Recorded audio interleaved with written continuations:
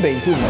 Estamos de volta, continuando a nossa discussão sobre o processo de respiração aeróbica. No quadro passado, eu apresentei para vocês a primeira etapa do processo, que é o que a gente chama de glicólise, quebra da glicose. Nesse quadro aqui, nós vamos continuar esse processo da respiração aeróbica e a gente vai ver a segunda etapa do processo. Qual que é o nome dessa segunda etapa do processo, turma? Está aqui, ó, o que a gente vai chamar de ciclo de Krebs. Ou vocês podem encontrar na literatura também, turma, como ciclo do ácido cítrico. Vocês vão entender daqui a pouquinho o porquê desses possíveis nomes para essa etapa do processo. Gente, presta atenção que aqui agora nós vamos ver uma série de reações químicas diferentes ocorrendo, onde o ponto central, o que eu quero que você preste atenção, que você acompanhe o meu raciocínio, é principalmente nas substâncias que vão ser produzidas. Esse é o principal ponto que você deve prestar atenção, ok? Um outro ponto muito relevante para a gente manter o foco aqui nesse momento do ciclo de Krebs. O ciclo de Krebs ele vai ser fundamental para a última etapa do processo de respiração aeróbica, que a gente vai ver logo depois. É no ciclo de Krebs que a gente vai ter uma larga produção dos dois grandes protagonistas do processo de respiração aeróbica. E quais são esses dois grandes protagonistas? A gente já viu o primeiro no quadro passado e ele aparece aqui de novo em larga escala. Quem que é? O NADH. Os transportadores de elétron ou transportadores de hidrogênio. Lembrem-se que vale esses dois comentários, ok? O NADH. Além do NADH, eu tenho como uma outra etapa fundamental, ou melhor, como um outro protagonista fundamental nesse processo, o FADH2. Apesar de eles terem nomes diferentes, o papel que eles desempenham é essencialmente o mesmo. Então, o que eu preciso que você foque, meu caro, minha cara aluna, é que este processo, ou melhor, essas substâncias, serão responsáveis pelo transporte de hidrogênio, pelo transporte de elétrons. Essas serão as substâncias que vão viabilizar o processo de respiração aeróbica. Beleza? Dito isso, vamos entender então o ciclo de Krebs. Lá no final do processo de glicólise, turma, houve a formação dessa substância aqui, ó, do ácido pirúvico, que a gente também pode chamar ele de piruvato. Essa substância ela é fundamental para que a próxima etapa aconteça, que é o tal do ciclo de Krebs. Só que antes um pouquinho desse processo acontecer, de efetivamente a gente dar entrada no ciclo de Krebs, a gente precisa de antes fazer com que essa substância, o piruvato, o ácido pirúvico, interaja com uma coenzima chamada de coenzima A, ok? O CoA. E aí o que a gente vai fazer? A gente vai passar por esse processo que vai justamente culminar nisso. Então o ácido pirúvico ele vai ser processado de forma a formar essa substância chamada acetil-CoA. Nesse processo, nesse processamento que está acontecendo junto ao ácido pirúvico, nós vamos ter, num primeiro momento, a liberação de gás carbônico, ou seja, eu tenho a perda de carbono por parte do piruvato, o que forma, o que essas duas bolinhas aqui nesse momento aqui do quadro estão mostrando, é uma molécula de 2 carbonos. Essa molécula de 2 carbonos é que vai interagir com a coenzima A para formar exatamente quem? Para formar justamente o acetil-CoA, que está aqui demarcado. Essa molécula de 2 carbonos interagindo com a coenzima A. Esse é o acetil-CoA. Qual que é a importância da formação dessa substância, desse acetil-CoA? É a partir deste ponto, dessa substância aqui, ó, que nós vamos ter quem? Nós vamos ter a possibilidade de realizar o ciclo de Krebs. Então eu preciso de processar a molécula de piruvato para efetivamente conseguir realizar o ciclo de Krebs. De quebra, a gente observa o seguinte, que nesse processamento do ácido pirúvico, eu tenho o quê, gente? Eu tenho a liberação de um NADH. Um NADH por molécula de ácido pirúvico, de piruvato. Ácido pirúvico e piruvato são sinônimos. Então, para cada molécula de ácido pirúvico, eu vou ter uma liberação de um NADH. Por que eu estou chamando a atenção disso? Vamos lembrar, turma, que olha só, a molécula de ácido pirúvico ela é formada por quantos carbonos? 1, 2, 3. 3 carbonos. A molécula de glicose, originalmente, ela era formada por quantos carbonos? 6 carbonos. Então, no processo de glicólise, que é a quebra da glicose, houve a liberação de quê? De 2 piruvatos. O que eu quero dizer com isso? Tudo isso que está sendo mostrado aqui, turma, a gente tem que fazer o quê? A gente tem que multiplicar tudo isso aqui por 2. Então eu tenho uma molécula de gás carbônico para cada molécula de piruvato. Se eu tenho 2 piruvatos, então no total nós vamos ter a liberação de o quê? De 2 gás carbônicos aqui nesse momento. Uma para cada piruvato. Segundo, 1 NADH para cada ácido pirúvico. Eu tenho 2 ácidos pirúvicos, então eu vou ter 2 NADH. Dito isso, a gente vem para o lado de cá do quadro. O que o lado de cá do quadro está mostrando? Justamente o ciclo de Krebs. Para que o ciclo de Krebs ocorra, então, como eu tinha comentado anteriormente, turma, eu preciso dessa substância que é o acetil-CoA. Eu quero essa substância. Por que eu quero essa substância? Porque ela vai interagir com uma outra molécula que está presente na matriz mitocondrial. Isso também é muito pertinente da gente dizer, né? Eu comentei com vocês anteriormente lá, né, na nossa aula. Olha só, a matriz mitocondrial é a parte mais interna da mitocôndria. Vamos fazer aqui rapidinho aqui de novo, ó, o desenho da mitocôndria, ó. Ela tem esse formato meio feijãozinho, meio alongadinho. Lá dentro dela eu tenho umas membranas todas onduladinhas assim. O que é a matriz mitocondrial? É essa parte aqui, ó, mais interna da mitocôndria. O ciclo de Krebs ele vai ocorrer aqui, ó, na matriz mitocondrial.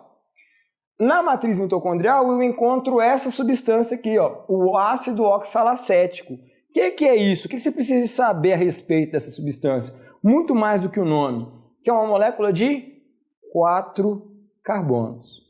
Essa molécula de 4 carbonos, que é o ácido oxalacético, ela vai interagir com o acetil-CoA. Na hora que ela interage com o acetil-CoA, por isso que tem esse mais grandão aqui, ó, na hora que o ácido oxalacético interage com o acetil-CoA, eu tenho a formação de quem? Eu tenho a formação do ácido cítrico, que é essa molécula de 6 carbonos. Aí presta atenção, turma, vai ter início o ciclo de Krebs ou o ciclo do ácido cítrico. O que é pertinente nesse monte de seta que eu estou mostrando aqui para vocês? Que eu vou gradativamente oxidar o ácido cítrico, arrancando elétrons do ácido cítrico, e à medida que eu vou arrancando elétrons desse ácido cítrico, eu vou ter a formação de quem? De NADH, 3 no total, e 1 FADH2. Repito, o que essas substâncias são? São transportadores de elétrons, são transportadores de hidrogênio. São os verdadeiros protagonistas do processo da respiração aeróbica. São eles que vão potencializar a produção de ATP. Além disso aqui, de formar 3 NADH dentro do ciclo de Krebs, mais 1 FADH2, eu tenho de quebra, de bônus, ainda a produção de uma molécula de ATP. Só que aqui, turma, eu quero frisar um negócio com vocês. A grande vantagem da respiração aeróbica é o quê? A grande produção de ATP. Só que eu estou prometendo esse espetáculo e até agora eu não mostrei para vocês. E de fato eu não mostrei mesmo, porque até agora, dentro desse processo chamado respiração aeróbica, eu não tive a oportunidade de produzir muito ATP. Porque na glicólise eu produzi quantos ATP? Eu produzi um total de 4 ATPs, mas o meu saldo foi igual a 2. Por que meu saldo foi igual a 2? Porque eu tive que, no primeiro momento, investir ATP para eu conseguir quebrar a glicose. Então eu tenho 2 lá na glicólise e mais 2 aqui no ciclo de Krebs. 2, professor? É, gente, por que são 2? Lembra que eu falei que tudo aqui eu multipliquei por 2? Eu tenho 2 acetil-CoA? Isso quer dizer que eu vou ter o quê? No total, 2 vezes o ciclo de Krebs. Porque é um ciclo de Krebs para cada molécula de acetil-CoA. Então, todas essas substâncias que eu estou mostrando aqui, nós vamos multiplicar elas por 2. Então, nós vamos produzir 2 ATPs, 6 NADH dentro do ciclo de Krebs, mais 2 NADH da formação do acetil-CoA, 2 FADH2, 2 ATPs, 4 gás carbônicos dentro do ciclo de Krebs, mais 2 gás carbônicos na formação do acetil-CoA.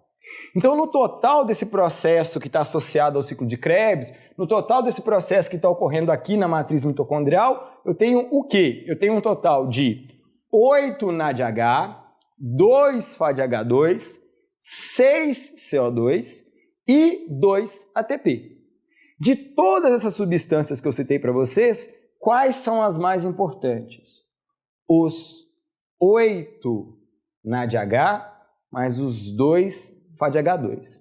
São essas substâncias, somadas aos meus 2 NADH que foram produzidos lá na glicólise, que eu vou usar elas na última etapa, que é o nosso próximo quadro, que é o que a gente chama de cadeia transportadora de elétrons ou cadeia respiratória. Nós vamos ver o porquê que eu estou dizendo para vocês que esses caras aqui, o NAD e o FAD, são os verdadeiros protagonistas do processo de respiração aeróbica. Então espera um pouquinho, eu vou trocar o quadro e a gente vai ver essa última etapa do processo de respiração aeróbica, beleza? Espera aí. Muito bem, meus caros, chegamos então no nosso último quadro desse processo, que é a respiração aeróbica. Chegamos no processo final, no creme de la creme. Nós vamos ver agora nessa última etapa, que é a cadeia respiratória, o resultado de todo esse investimento, de toda essa trabalheira que a gente está tendo, indo atrás da tão famigerada, da tão necessária, da tão fundamental molécula de energia que a gente precisa para manter o nosso organismo funcionando. Aliás, vou até refrazer essa frase, que a gente não, que os seres vivos precisam para manter o organismo funcionando. É difícil de pensar, eu não consigo agora em nenhum momento dizer que existe algum outro organismo que não dependa do ATP para poder funcionar. E esse processo da respiração aeróbica, turma, inquestionavelmente é o mais eficiente, é o melhor. É o melhor por quê? Porque o meu saldo energético vai ser enorme. Então eu vou provar para vocês o porquê desse saldo energético tão grande assim. Vocês vão vislumbrar isso acontecendo agora, ao vivo. Segue comigo. Ó, veja bem. Então, nos 2 processos anteriores, a glicólise e o ciclo de Krebs, basicamente o que a gente fez foi o quê? Foi se preparar para essa nossa última etapa, que é a cadeia respiratória. E eu estou dizendo para vocês o tempo todo que os grandes protagonistas desse processo são os transportadores de elétrons ou transportadores de hidrogênio, NAD e FAD. Agora nós vamos ver a atuação dessas 2 substâncias. Elas estão aqui. Mas antes, eu preciso que vocês vislumbrem o que esse meu desenho aqui que eu coloquei no quadro está querendo dizer. Aí eu trouxe aqui já de uma vez, ó, um desenhozinho da nossa mitocôndria, Power Blaster, tchutchuquinha, tudo de bom, né? Nossa Senhora dos nossos corações, a nossa mitocôndria. E eu já estou querendo chamar atenção aqui nesse desenho para vocês entenderem aqui, ó. Então, é como se eu tivesse pegado uma parte desse meu desenho aqui assim, ó, e ampliado ela aqui, beleza? Então, olha só, gente. Essas linhas vermelhas que eu fiz aqui são para simular o quê, turma? São para simular a crista mitocondrial. O que é a crista mitocondrial? Nesse meu desenho, vocês estão vendo essas ondulações vermelhinhas aqui? Pois é, são essas ondulações vermelhinhas que são a crista mitocondrial. Então, pensa o seguinte, gente. Eu ampliei essa linha e ela está aqui, ó. Ok? Essa é a minha membrana da minha crista mitocondrial. Essas bolinhas verdes que estão aqui, turma, ó, estão representando o meu espaço entre membranas. Por que meu espaço entre membranas? Porque eu tenho essa linha preta que indica a minha membrana externa da mitocôndria e tem a minha crista mitocondrial, que é a minha membrana interna da mitocôndria. Entre essas 2 membranas existe um espaço. Espaço intermembranas ou espaço entre membranas, ok? Beleza. Nesse espaço entre membranas, eu vou ter o acúmulo de quem, gente? O acúmulo desse cara, desse... Nossa, a gente ama esse cara aqui, ó. Quem que é esse?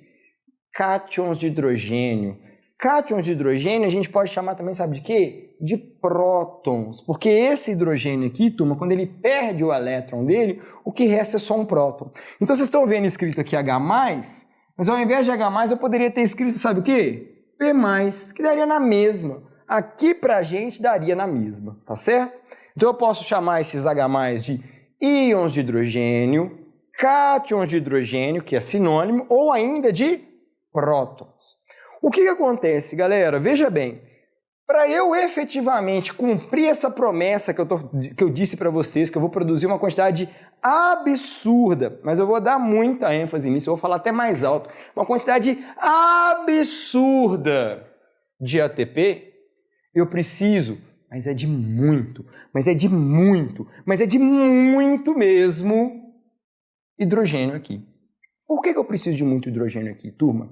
Porque essa enzima que está aqui no final da minha cadeia respiratória, que a gente chama ela de ATP sintase, que é a única enzima que eu realmente me preocupo que você aprenda o nome, eu gosto de usar a seguinte analogia para explicar para o meu aluno como é que ela funciona. Pensa nessa enzima na ATP sintase como se ela fosse um moinho. Um moinho de vento usa o vento para fazer as pás girarem e realizar trabalho. Um moinho de água usa a água.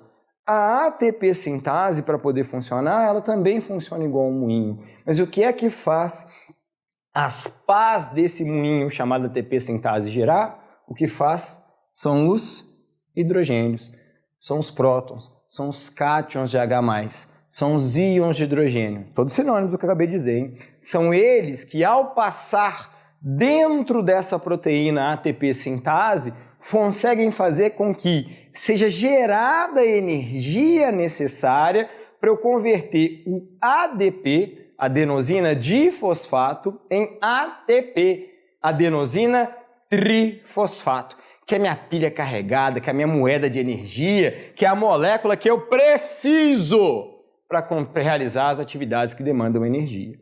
Então, quanto mais hidrogênio eu conseguir jogar aqui, mais eficiente vai ser a minha produção de ATP. Entenderam? É aqui que eu preciso de jogar esse hidrogênio, para forçar esse hidrogênio passar por dentro da ATP sintase. Toda vez que o hidrogênio passa por dentro da ATP sintase, ela gira, e ela girando, ela ganha força para conseguir produzir quem? Para ela conseguir produzir o ATP. Joia! Expliquei para vocês o que eu vou fazer para produzir o ATP. Aliás, já vou até colocar uma coisinha aqui na cabeça de vocês, gente. O quanto de ATP que nós vamos conseguir produzir aqui nesse momento. Vai variar de literatura, vai variar de célula que a gente vai estar estudando, mas nós vamos falar alguma coisa aqui nesse momento, turma, de 20 a 32 moléculas de ATP. Existe uma variação muito grande, tá, turma? Porque vão ter alguns outros detalhes, alguns pormenores que para nós não faz muita diferença, mas eu estou dizendo para vocês o seguinte, olha como é que aqui, aí sim eu estou fazendo o quê? Eu estou produzindo muito ATP. Lá na glicólise, foram só 2 de saldo.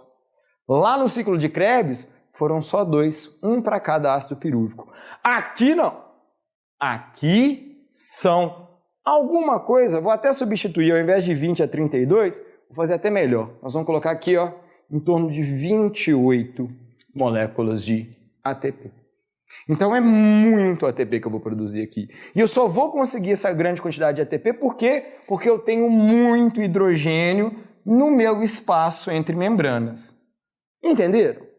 A questão agora, turma, e aí vocês vão entender por que eu estou dizendo que esses dois camaradas aqui, ó, o NADH e o FADH, são os grandes protagonistas do processo de respiração aeróbica, vocês vão perceber que é graças a esses dois indivíduos aqui que eu consigo fazer justamente o quê?